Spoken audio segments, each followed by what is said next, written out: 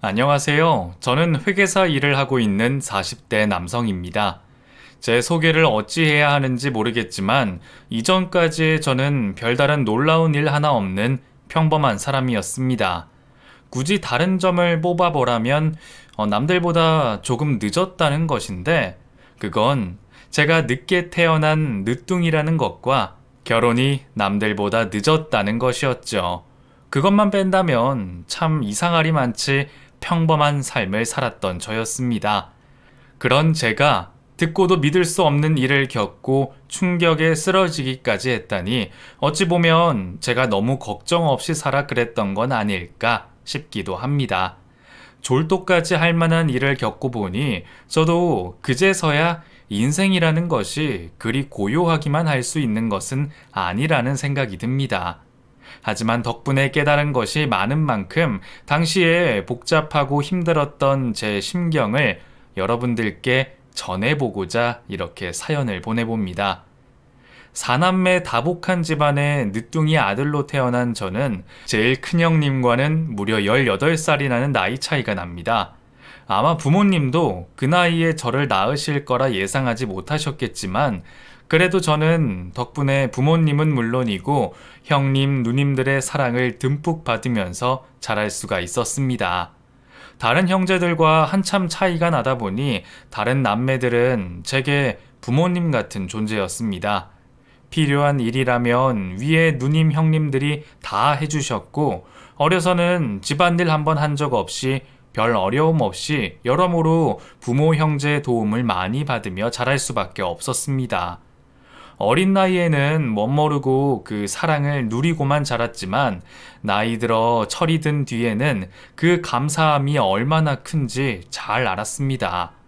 그래서 저는 부모님과 형제들에게 늘 빚을 지고 있다 생각하고 살았습니다. 그런 이유에서 다른 식구들이 결혼이며 일이며 독립하여 집을 떠났어도 혼자 늦게까지 부모님과 함께 지냈고 할 수만 있다면 어머니가 돌아가시는 그날까지 어머니 곁을 지키고 싶었습니다. 왜 막내 자식은 부모와 함께할 날이 가장 적어서 가장 아쉬움이 크다고 하지 않습니까? 늦둥이 어리광일지 모르겠지만 저는 그 아쉬움을 줄이고 싶어서 최대한 어머니 곁에 남아있고 싶었습니다. 제가 대학생 때 아버지가 돌아가신 뒤로는 혼자 되신 어머니 걱정이 들어 더욱 그 생각이 깊어졌습니다. 그래서 나이 다 들어 장가도 안 가고 어머니를 모시고 살았네요. 그렇다고 나이 들어 장가 못 간 것을 어머니 탓하는 것은 아닙니다. 그냥 저는 그때까지 이렇다 할 인연을 만나지도 못했고 결혼에 딱히 관심도 없었습니다. 어차피 형님들이 자식돌이 다 하고 계시고 저는 책임감이라는 걸 별로 못 느껴 그러는지 결혼해서 자식 낳아 대를 이어야겠다는 생각도 없었거든요.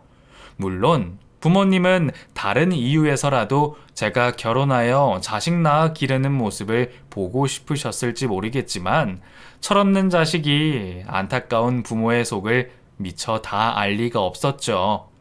그런데 그런 저에게도 뒤늦은 사랑이 찾아왔습니다. 몇 년 전 평생을 살아온 제 동네에 작은 빵집이 생겼었습니다. 노후된 우리 동네 분위기에 제법 세련되고 귀여운 외관이 눈에 들어왔죠. 자그마한 가게 안에서 고소한 빵 냄새가 풍겨오는 것이 왠지 그냥 지나치기가 아쉬울 정도였어요.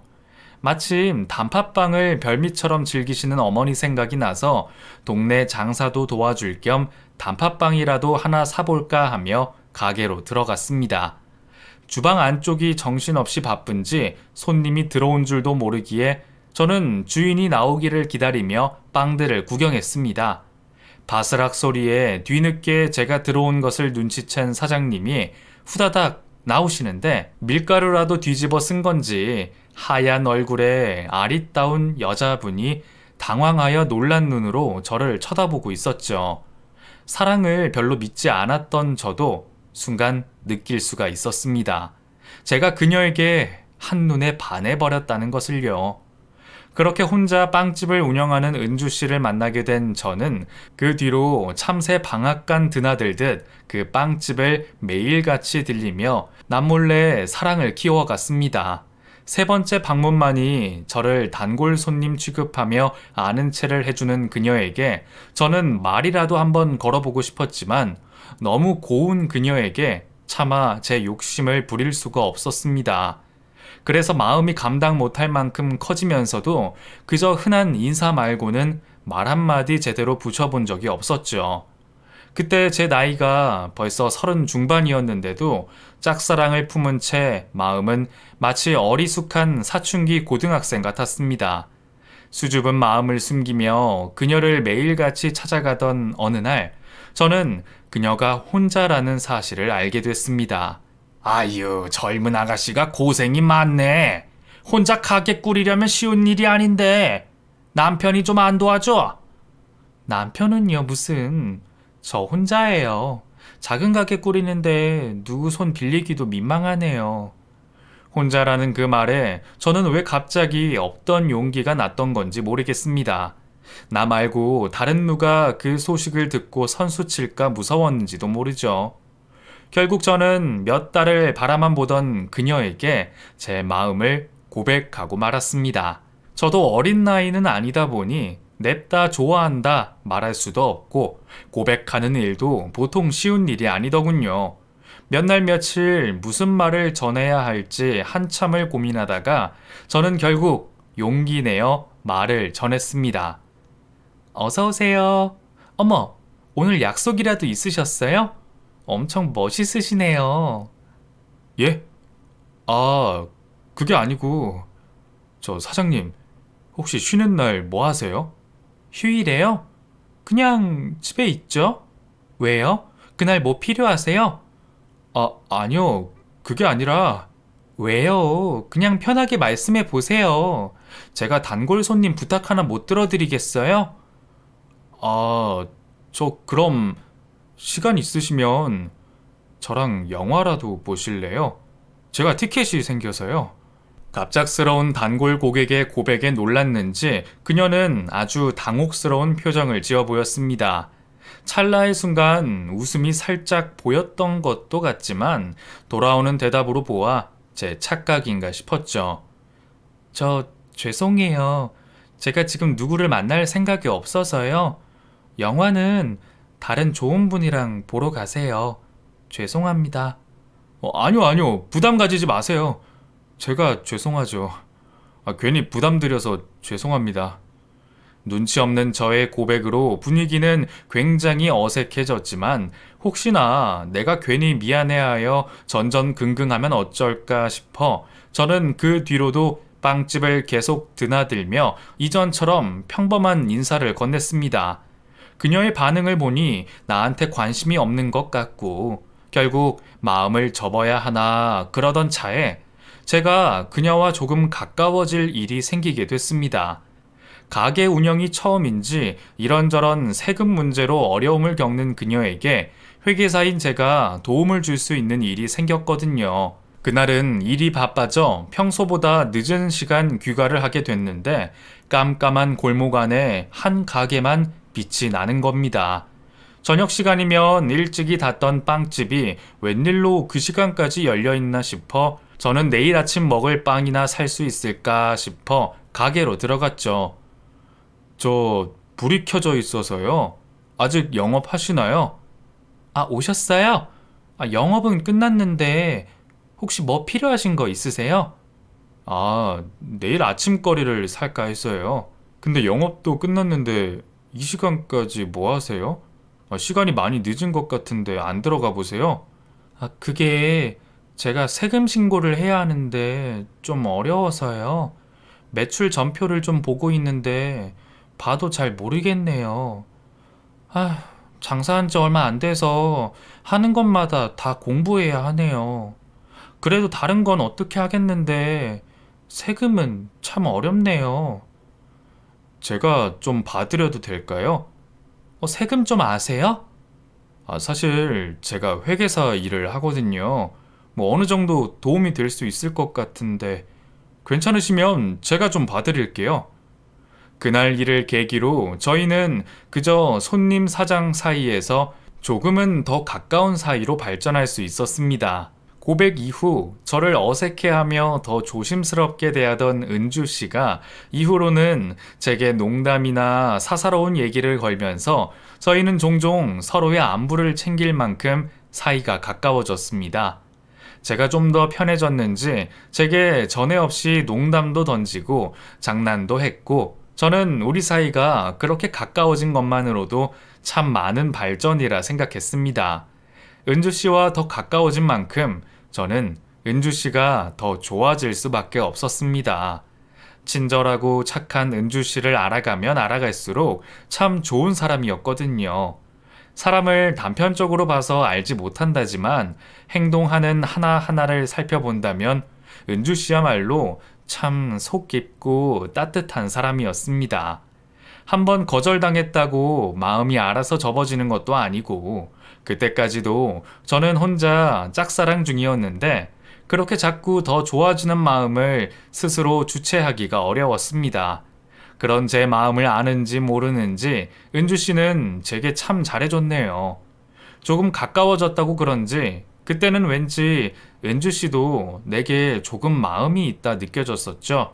그래서 저는 또다시 데이트를 신청하고 말았습니다. 처음에는 또 곤란한 눈빛으로 애써 거절하려던 은주 씨에게 저는 당당히 말했습니다. 은주 씨, 저 그래도 꽤 괜찮은 사람입니다. 이렇게 얘기하는 것도 절대로 가벼운 마음 아니에요. 그러니까 거절만 하지 마시고 몇 번만 만나주세요. 딱 3번 만나보시고 그래도 아니다 싶으면 그때는 정말 깨끗이 포기하겠습니다. 그렇게 저희는 따로 만나 몇 번 시간을 보내게 됐고 결국 서로의 마음을 확인하고 연인이 될 수 있었습니다. 짝사랑하던 그녀와 연인이 된 저는 세상을 다 가진 것만 같았습니다. 은주 씨가 좋은 사람이라 좋은 건지 내가 그만큼 그 사람을 사랑해서 좋은 건지는 모르겠지만 저는 난생 처음 느껴보는 벅찬 감동을 느꼈습니다. 그제서야 참된 사랑을 만난다는 생각에 만난 지 얼마 되지도 않아 갑자기 없던 결혼 생각까지 들더라고요. 하지만 저도 경우가 영 없는 사람은 아닌지라 결혼이라는 것은 좀 더 시간을 두고 신중하게 말을 꺼내야겠다 싶었습니다. 얼마나 긴 시간을 두어야 할지 모르겠지만 보통 1년 4계절을 만난다고들 하기에 저도 딱 1년을 만나고 그녀에게 결혼 이야기를 꺼냈죠. 나 은주 씨랑 결혼하고 싶어. 물론 당장 결혼하자는 건 아니야. 하지만 나는 이미 오래전부터 생각해 왔었고 이제는 그 진심을 알려주고 싶어서 은주 씨만 좋으면 우리 적당한 시기에 결혼하자. 저의 고백으로 관계가 시작됐지만 그래도 그동안 서로 행복했다 생각했습니다. 별 재미도 없는 제 농담에 늘 환하게 웃는 그녀의 웃음이 절대로 가식일 리 없었습니다. 하지만 연애 따로 결혼 따로인 건지 제가 결혼 얘기를 꺼냈던 날 은주는 당황해하며 말을 얼버무리려 했습니다. 누가 봐도 명백한 거절 의사에 저는 큰 실망감을 느꼈습니다. 1년이라는 시간이 짧다면 짧을지 모르지만 연인 간의 진심을 알기에는 결코 모자란 시간이 아닌 것 같은데 대체 뭐가 문제라 제 결혼 얘기에 그렇게 난색을 표하는 건지 알 수가 없었습니다. 내가 연애는 몰라도 결혼 상대로는 별로인 건지 혼자 머릿속이 복잡하기만 했죠. 그래서 제가 연락도 없고 가게도 찾아가지 않자 결국 은주에게서 먼저 연락이 왔습니다. 꼭 할 말이 있으니 만나달라는 그 말이 왜 제게는 사형 선고처럼 들렸는지 모르겠습니다.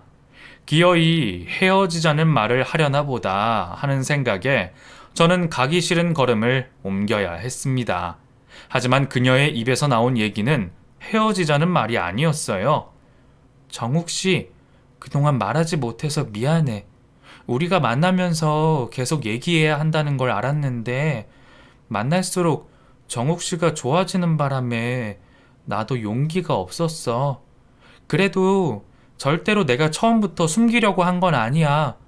나도 이런 말을 꺼내기까지 얼마나 많이 고민했고 힘들었을지 조금만 이해해줘.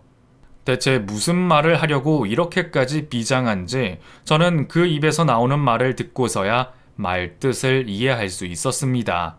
그녀에게 이혼 경력이 있었습니다. 이혼하고 평생 혼자 살 작정이었어. 그래서 아무 연고 없는 그 동네에서 가게를 차렸고, 이전에 나는 잊고 완전히 새 출발하고 싶었어. 그래서 처음에 정욱 씨가 마음에 들어도 절대 표내지 않았고, 나한테 매번 고백하는 당신 마음 받아주지 못했어. 나라고 사랑하고 싶지 않았겠어? 하지만 이혼녀 딱지 붙은 내가 어떻게 당당하게 연애를 하겠어. 처음엔 3번만 만나달라는 부탁에 3번으로 끝내려 했는데 이미 생긴 마음은 나도 어쩔 수가 없더라. 내가 싫어 나를 밀어낸 것이 아니라 이혼녀라는 자신의 처지가 안타까워 혼자 이 길 선택했다는 그녀의 말에 저는 왠지 기쁘기도 했습니다.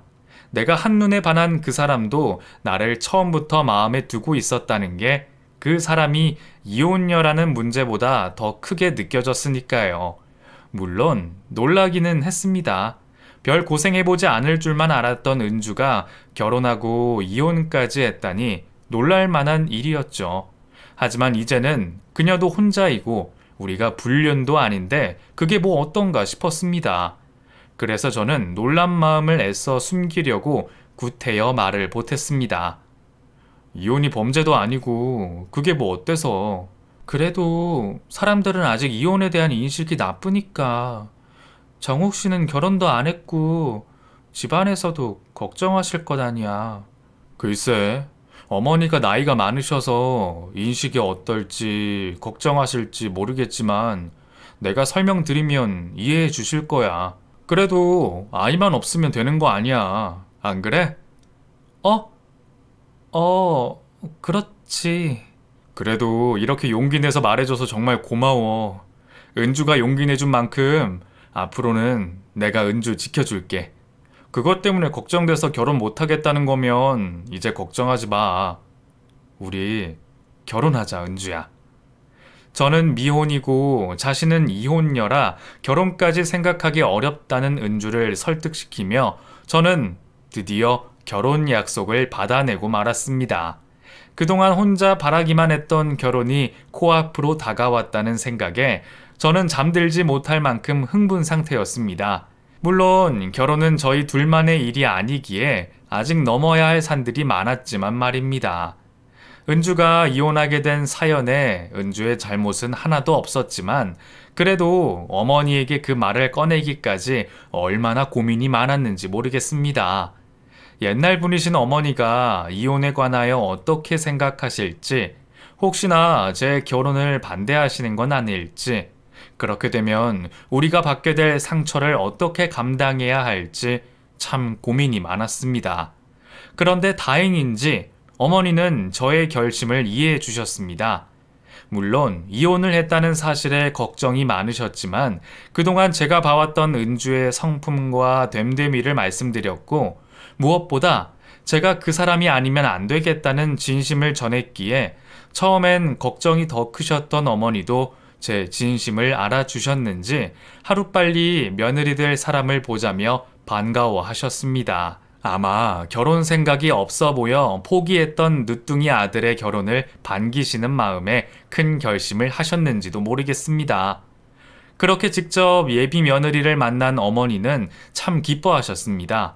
은주는 누가 봐도 좋아할 만한 사람이었기에 어머니도 은주가 마음에 쏙 드실 수밖에 없으셨을 겁니다. 그렇게 어머니 허락을 받아낸 저는 곧장 예비 처가에 달려가 결혼 허락을 받아냈습니다. 저희의 결혼 소식에 예비 처가에서도 우려가 참 많으셨습니다. 이혼의 아픔을 겪었기에 따님의 재혼이 더욱 걱정되실 수밖에 없으시라는 것을 저도 잘 알고 있었습니다. 그래서 저는 제 마음이 얼마나 진심인지 평생 어떻게 행복하게 해줄 건지 두 분 앞에 열렬히 설명해 드리며 어떻게든 저의 진심을 전해보려 애를 썼습니다. 물론 제 속을 꺼내 보여드리기 전에는 제 마음을 전부 아실 수 없으시겠지만 그래도 저의 노력이 두 분이 이해하실 수 있을 만큼은 되었던 모양입니다. 그렇게 저희는 가족들의 허락을 받아내고 결국 결혼에 성공할 수 있었습니다. 재주 없는 글로 설명하려니 몇 줄 되지 않는 짧은 단락이지만 그간의 시간들은 결코 쉽지 않았습니다. 설득하는 과정에 시간도 노력도 많이 필요했고 무엇보다 그 와중에 우리 두 사람의 신뢰가 가장 중요했습니다. 하지만 저희는 사랑 안에서 결국 그 일을 해냈었고 드디어 행복을 누릴 자격이 주어졌다 생각했습니다. 결혼 후 저는 정말 행복했습니다. 꿈꾸던 결혼 생활 그 자체였으니까요. 사실 사랑의 마음이 뺏겨 결혼을 갈망하면서도 저는 한켠으로는 또다시 혼자 되실 어머니 걱정에 고민이 많았습니다. 벌써 80세가 넘어 지긋한 나이가 되신 어머니를 혼자 두는 것은 방치나 마찬가지의 합가 얘기를 꺼낼 수밖에 없었습니다. 제 욕심이라는 것을 알기에 아내에게 말을 꺼내기조차 쉽지 않았는데 아내는 그런 제 속을 들여다보기라도 한 건지 제가 고민하는 사이 먼저 말을 꺼내주더군요. 정욱 씨, 신혼집 따로 알아볼 생각이면 그러지 마. 응? 무슨 말이야? 그럼 자기 집에서 지내자고? 아니, 우리 어머니 모셔야지. 뭐? 혹시 내 고민 알고 있었어? 당연한 거 아니야? 근데 그게 고민할 일이야? 당연히 우리가 모시는 게 맞지. 나 어머니랑 가까이 지내면서 예쁨 받고 싶어. 내 사정 다 아시면서 받아주신 어머니한테 너무 감사드리고 막내 며느리로서 최대한 많은 시간 보내고 싶어. 아내는 저와 어머니를 걱정하여 먼저 합가를 제안해 줬고 저는 고마운 마음으로 아내의 결정을 따르기로 했습니다. 그렇게 두 식구에서 세 식구가 됐고 식구가 늘어난 만큼 행복은 배가 됐습니다. 늦은 나이에 막내 며느리를 보신 어머니는 그렇게 행복하실 수가 없었습니다. 제가 결혼한 것을 보셨으니 이제 죽어도 여한이 없다며 행복하시다는 그 얘기를 얼마나 많이 하셨는지 몰라요. 어머니는 며느리를 참 예뻐하셨고 아내도 그런 어머니에게 참 잘했습니다. 무심한 아들이 미처 알아채지 못하는 부분까지 챙기며 어머니를 기쁘게 해드렸죠. 저희가 아이만 낳으면 더할 나위가 없었을 텐데 아쉽게도 저희 사이에는 아이가 쉽게 찾아와 주지 않았습니다. 물론 신혼이나 다름없는 결혼 3년 차였지만 그래도 둘 다 나이가 있기에 조급한 것은 사실이었죠. 제가 그런 고민을 하던 사이 다른 걱정거리가 생겼습니다. 늦손주를 기다리셔야 할 어머니가 그만 건강에 이상이 생기시고 말았거든요. 그 전까지는 그래도 나이에 비해 건강하셨는데 노화는 어머니도 어쩌지 못하셨던 모양입니다.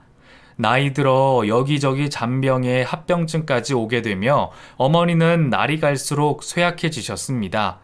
딱히 무슨 병명이 있는 것도 아니라 치료할 방법도 없고 혼자 거동이 어렵게 되셔서 요양보호사라도 알아봐야 하나 고민하던 차에 아내는 이번에도 제 고민을 덜어줬습니다. 어머니 걱정하지 마. 내가 어머니 챙길게. 뭐? 그럼 가게는 어떻게 하려고? 가게가 문제야? 가게야 닫았다가 나중에 열 수도 있는 거지만 어머니는 기다려주시지 않잖아. 내가 지금 소홀하면 나중에 너무 후회가 될 것 같아서 그래. 아이, 그래도 왜 당신이? 하려면 내가 해야지. 나랑 당신이랑 상황이 같아? 나는 사장이지만 당신은 직원이잖아. 잘릴 걱정해야 하는 당신은 그냥 열심히 회사나 다녀. 어차피 나도 좀 쉬고 싶었고 어머니한테 살림도 좀 배워야지. 결국 아내는 어머니를 위하여 가게 문까지 닫았고 지극정성으로 어머니를 모셨습니다. 요즘 세상에 그런 효부가 어디 있을까 싶다며 어머니는 애써 눈물을 훔치셨습니다. 어려운 결정을 한 아내에게 늘 미안하고 고마운 마음뿐이었습니다. 어머니가 아내의 정성을 알아주셔서 건강을 되찾으시고 저희 사이에 아이까지 보셨으며 하는 욕심이 있었지만 어머니는 결국 저희를 기다려주지 못하시고 이듬해 세상을 떠나고 마셨습니다. 그래도 호상이라면 호상이었네요. 제 욕심만큼은 아니지만 남들 사는 만큼 살다 가셨고 주무시다가 편안하게 떠나셨으니 어쩌면 어머니는 마지막 행복을 누리셨는지도 모르겠습니다. 그래도 남겨진 자식들 슬픔은 어쩔 수가 없는 건지 저와 아내는 같이 지내던 어머니를 보내드리고 꽤 오랜 시간 슬픔에 빠져 있었습니다. 여기저기 어머니 흔적이 어찌나 많은지 아내는 아직 집안에서 어머니 향기가 나는 것 같다며 환기 한번 하기도 아쉬워하곤 했었네요. 그저 며느리로서 도리를 다 하려는 줄 알았던 아내는 제 생각보다 어머니를 깊이 아꼈던 모양입니다. 그래도 서로가 있어서 위로가 됐고 그러다 보면 차츰 나아질 거라 생각했습니다. 그런데 어떻게 불행은 한꺼번에 찾아오는 건지 어머니가 돌아가신 지 얼마 되지도 않아 아내에게 큰 병이 생겼습니다. 여보, 나 암이래. 담담하게 말하는 아내의 말을 듣고 저는 믿을 수가 없었습니다. 그게 무슨 말이야? 암이라니? 농담하지 마. 재미없어.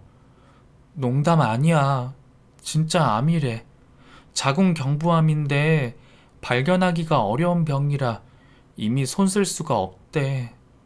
나 얼마 안 남았대, 여보. 병원이 어디야? 거기 돌팔이 아니야? 나랑 같이 가보자. 가서 내 귀로 직접 들어야겠어. 그러지 마. 당신이 그러면 나 더 힘들어져. 애초에 나 혼자 다녀온 게 왜 그랬겠어. 나 당신까지 힘들게 하고 싶지 않아.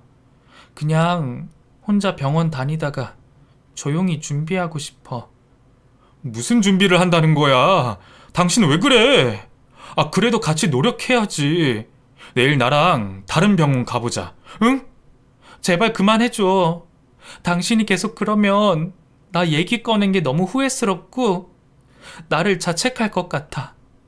말 안 하려다가 나 병원 다니는데 혹시 당신이 오해라도 할까봐 해서 말하는 거야. 내가 부탁할 건 다른 건 없어. 그냥 나 혼자 병원 다니게 해주고 나한테 병 관련해서 묻지 말아줘. 나도 너무 힘들어서 그러는 거야. 제발 이해해줬으면 좋겠어. 아내는 제가 병원에 따라가는 것도 싫고 자신이 아픈 모습을 보여주고 싶지도 않다며 저와 거리를 두려 했습니다. 당분간 친정에서 지내며 병원 치료를 받고 싶으니 이해를 해달라 말했죠. 글쎄요, 다른 사람이라면 모르겠지만 그토록 착한 제 아내라면 저는 달리 의심할 이유가 없었습니다. 나보다도 믿는 내 아내였으니 그 마음이 다 이해되지는 않았지만 아내를 이해해보려 노력했죠. 그동안 내가 아내에게 믿음을 주지 못했던 건지 아니면 나를 너무나 사랑해서 같이 고통받기 싫었던 건지 아내의 진심이 무엇인지는 모르겠지만 저는 그래도 아내를 염려하고 걱정할 수밖에 없었습니다. 저는 곁에서 뭐라도 해주고 싶었지만 제게 아무것도 바라지 않는 아내 때문에 아무것도 할 수가 없었습니다. 제가 아무것도 하지 않는 것이 도와주는 것이라는 아내의 말에 저는 좌절할 수밖에 없었죠. 그래서 직접 전해주지는 못하지만 아내가 머물고 있는 처갓집에 음식이며 약 되는 것들을 가져다 놓고 장모님께 몰래 소식을 전해 듣곤 했습니다. 정말 죽을 병이라면 얼마나 시간이 있을지, 내가 이대로 있어도 되는 건지 걱정에 잠을 이룰 수가 없었습니다. 그래도 나보다 힘들 아내를 떠올리며 아내에게 부담이 되지 않으려 애썼습니다. 반대로 생각해 본다면 나 같아도 내가 죽을 병에 걸리면 아내에게 짐이 되고 싶지 않을 것 같기에 어느 정도는 아내의 마음을 이해하고 있었는지 모르겠습니다. 그래도 매일 연락을 주고받고 일주일에 한 번씩 얼굴을 보기에 그나마 사라졌던 것 같네요. 하지만 불과 얼마 뒤 갑자기 끊겨버린 아내의 소식에 저는 절망할 수밖에 없었습니다. 아내는 하루아침에 제 전화도 받지 않고 집에도 오지 않고 처갓집에서도 종적을 감춰버렸습니다. 어디로 갔냐는 제 물음에 장인 장모님은 모르겠다는 말씀뿐이셨습니다. 너무 힘들어서 그럴 거네. 병이 어디 몸만 아픈 일인가? 마음이 더 힘들겠지. 그러니까 자네도 조금만 더 믿고 기다려주게. 응? 아무리 그래도 아픈 사람이 어딜 갔는지는 알고 계셔야죠. 정말 왜들 이러세요? 혹시 제가 모르는 뭐라도 있는 건가요? 아니, 자네가 모를 게 뭐가 있겠나? 우리도 답답해서 그렇지, 답답해서. 그럼 제발 뭐라도 좀 알려주세요. 저 그동안 남편 떠나서 치료하겠다는 시한부 아내 믿고 기다렸지 않습니까? 솔직히 장인어른이라면 마냥 손 놓고 기다릴 수 있으시겠어요? 우리도 자네 마음 모르는 건 아니야. 하지만 우리도 정말 모른다니까.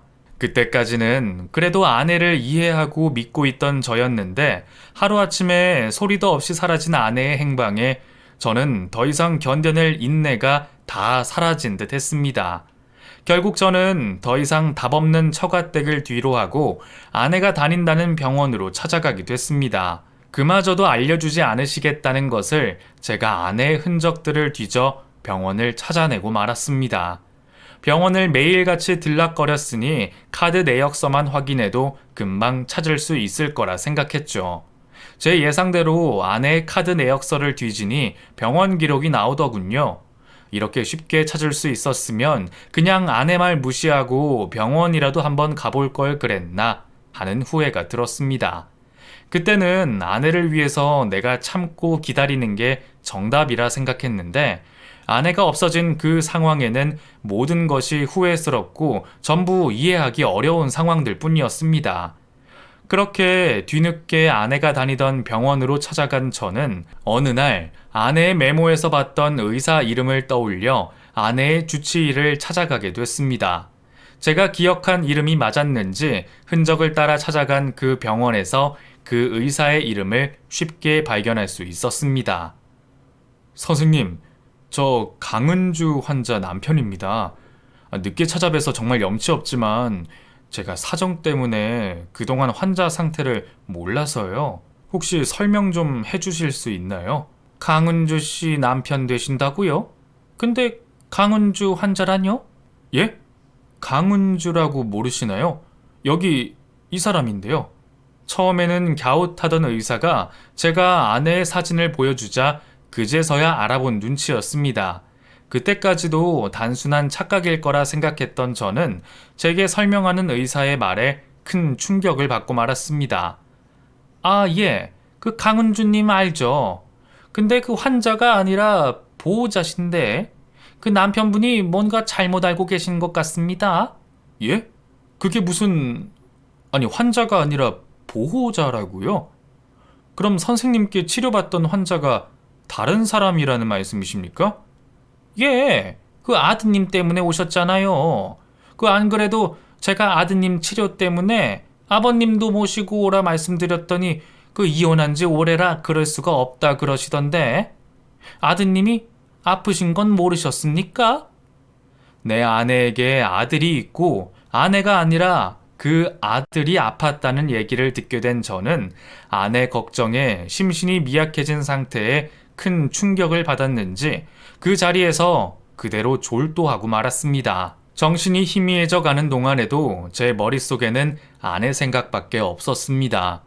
아내 생각을 너무 많이 해서 그런지 얼마 뒤 눈을 뜬 제 옆에는 아내가 보였습니다. 왠지 그 모든 것이 꿈 같다는 생각에 저는 그 상황이 현실인 줄도 몰랐죠. 제 손을 붙잡고 소리를 참으며 울고 있는 아내의 손은 너무나 따뜻했습니다. 그 손이 좋아 손을 더 꾹 잡자 그 기척에 아내가 고개를 들어 절 쳐다보더군요. 여보, 일어났어? 이상이 없다는데 왜 안 깨어나나 해서 나 정말 당신 어떻게 되는 줄 알았어. 이거 꿈이야? 아니면 진짜 당신이야? 당신 정말로 아들이 있었어? 당신이 아팠던 게 아니라 당신 아들이 아팠던 거였어? 여보, 미안해. 정말 미안해. 내가 100번을 말해도 당신한테 할 말이 없어. 미안하다는 얘기 말고 설명을 좀 해봐. 대체 무슨 상황인 건지. 힘없이 묻는 제 앞에서 아내는 기어이 오열을 하더니 한참 뒤에야 제게 진실을 전했습니다. 처음부터 속이려던 건 아니야. 이렇게 말하니까 정말 염치 없네. 이혼 경력을 말할 때도 이렇게 말했던 것 같은데. 그 말에 저는 예전 그날 기억이 떠올랐습니다. 그러고 보니 제가 생각 없이 아이는 없으니 다행이지 않냐는 말에 아내 표정이 좀 이상했던 것도 같은데 당시에는 다른 것에 정신이 팔려 미처 신경 쓰지를 못했습니다. 그날 내가 이혼했다는 말을 하면서 아이가 있다는 말도 하려고 했었어. 할 말을 외워갔는데 당신이 하는 말에 말문이 막혀버렸고 그 뒤에는 나도 당신이랑 결혼하고 싶은 욕심에 혹시 당신이 실망할까봐 차마 말을 못했어. 나 비겁한 거 맞고 이기적인 거 맞아.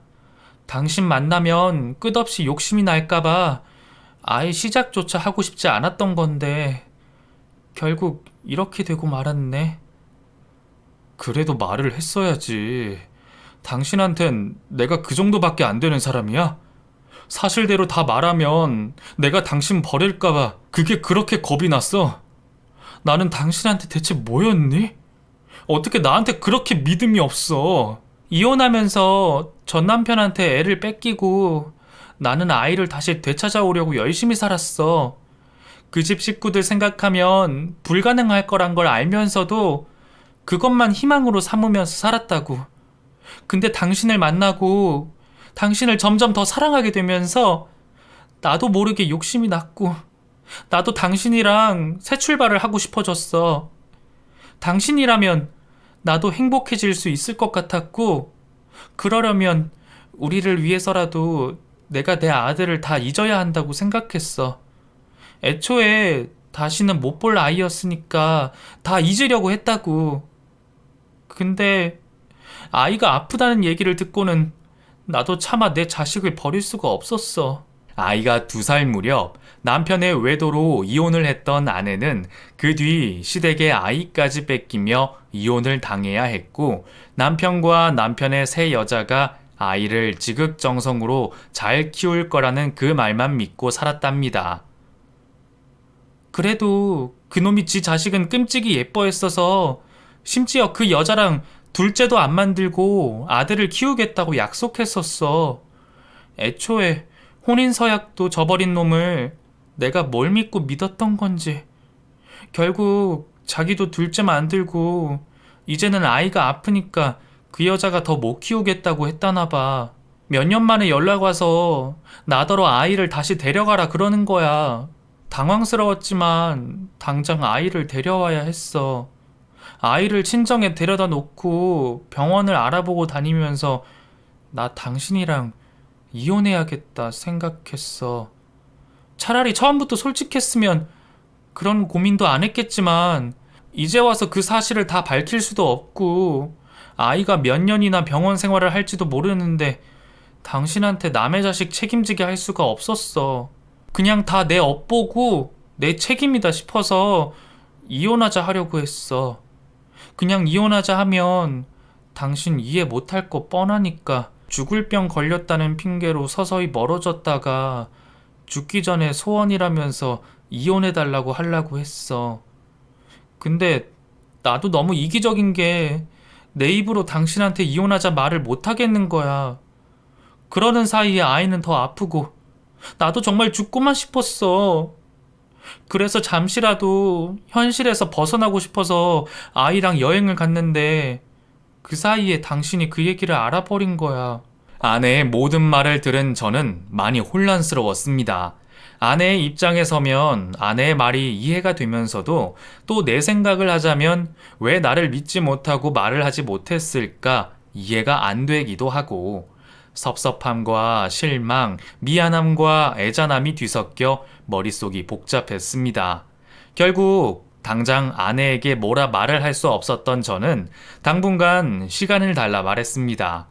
그런 제 말의 의도가 당연히 이혼이라 생각한 아내는 아무것도 바라는 것 없으니 합의 이혼을 해주겠다 말하더군요. 그런 말을 하는 아내의 심정이 어떨까? 저는 아내가 참 애처로워 보였습니다. 그날 이후 저는 아내 몰래 아내의 아이를 몇 번 찾아갔고 아이의 상황에 대해 알게 됐습니다. 이식이 필요한 상황이라 그 전까지는 계속 병원 신세를 지어야 했죠. 현대의학 덕분에 이식만 한다면 희망이 있었지만 이식이 쉬운 일도 아니기에 난치병이라 불릴만 했습니다. 보통 이식을 받기까지 늦으면 몇 년을 기다리기도 하는데 그렇게 연명 치료만 받으며 기다리다가 결국 다른 합병증으로 죽을 수도 있는 일이었고 어린 몸으로 치료를 받는 것도 삶을 갉아먹는 일이나 비슷했습니다. 아내를 쏙 빼닮은 그 아이를 보자 저는 마음속에 뭔지 모를 감정이 요동쳤습니다. 설명하기 어렵지만 마치 제가 아내를 처음 보고 한눈에 반했던 그때 그 기분이랑 비슷한 것 같았네요. 그 뒤로 한참 동안 혼자 고민의 시간을 보낸 저는 스스로의 마음을 정리하고 아내를 만났습니다. 그 사이 더 야위어 보이는 아내는 제 앞에서 눈물을 참는 것이 보였습니다. 이 사람이 어떤 사람인지 내가 제일 잘 알 텐데 내가 왜 한 번에 그 손을 잡아주지 못했는지 늦은 후회가 들더군요. 당신 진심이 뭐였던 간에 나를 속인 건 정말 잘못한 일이야. 알지? 알아. 다시 한번 미안해. 나 용서하지 마. 당연히 용서 못하지. 우리 결혼할 때 서로에게 진실하자 말했는데 그걸 어겼으니 어떻게 쉽게 용서해. 그럼 당신도 당신 잘못한 거 알고 있으면 다 내가 하자는 대로 해. 뭐든 말만 해. 그럴 준비 되어 있어. 위자료를 달라면 위자료도 줄게. 그래. 그럼 오늘 당장 집으로 돌아오고 당신 아들 내 호적에 올리자. 내가 정식으로 입양하고 내 아들로 키울 거야. 제가 정말 무슨 벌이라도 줄 거라 생각했는지 아내는 제 말에 전혀 예상하지 못했다는 표정이었습니다. 정말이냐고, 이혼 안 하냐고 100번을 물어보는데 제 입이 아플 지경이었죠. 내가 당신 얻으려고 무슨 노력을 했는데 누구 좋으라고 당신이랑 이혼을 해. 그리고 저렇게 귀여운 아들을 그동안 숨겨둔 것도 괘씸하고 당신 아들, 아니 우리 아들 이제 부모 사랑 듬뿍 받으면서 남부럽지 않게 키울 거야. 그리고 무슨 수를 써서라도 내가 꼭 낫게 만들 거야. 결국 저희는 조금 늦었지만 서로를 진심으로 이해하며 다시금 신뢰를 쌓게 됐고 다시 가정의 평화를 되찾게 됐습니다. 그리고 그날 이후 제게는 아들이 생겼고 저는 아내에게 한 약속처럼 아들을 위해 모든 것을 다 해주기로 마음먹었습니다. 저는 아이의 치료를 위해 백방으로 알아보며 온갖 방법을 수소문했고 저희 부부의 노력 덕분에 아이는 건강을 되찾아 지금은 누구보다 건강한 모습으로 뛰어다니고 있습니다. 그동안의 일들을 더 자세히 말하기는 어렵지만 결과적으로 말씀드리자면 저는 전보다 2배는 행복하다고 말씀드리고 싶네요. 저희 어머니가 그토록 바라신 것처럼 아내도 아이도 생겼으니 늦둥이 아들 걱정하며 떠나신 어머니도 이제는 저곳에서 편안하지 않으실까 싶습니다.